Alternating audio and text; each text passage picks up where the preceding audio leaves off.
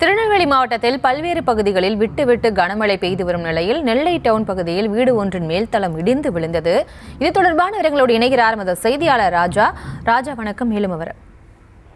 வணக்கம். வடகிழக்கு பருவமழை தொடங்கியுள்ள நிலையிலும் தென்மேற்கு வங்கக்கடல் மற்றும் அதனை ஒட்டியுள்ள தென் தமிழக கடலோர பகுதியின் மேல் ஒரு வளிமண்டல சுழற்சி நிலவுகிறது. இதன் காரணமாக தமிழகத்தில் பல்வேறு இடங்களில் மிதமானது முதல் கனமழை பெய்யும் என சென்னை வானிலை ஆய்வு மையம் அறிவித்திருந்தது.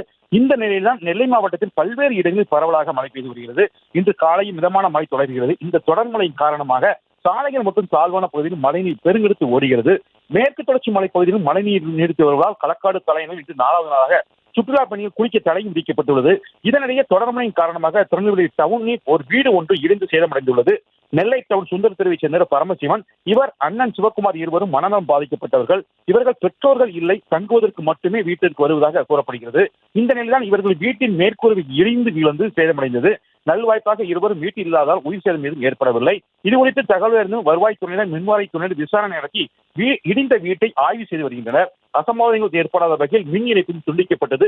தொடர் மழைக்கு மனநலம் பாதிக்கப்பட்டவர்கள் வீடு இடிந்த சம்பவம் வெறும் சோகத்தை ஏற்படுத்தியுள்ளது. விவரங்களுக்கு நன்றி ராஜா.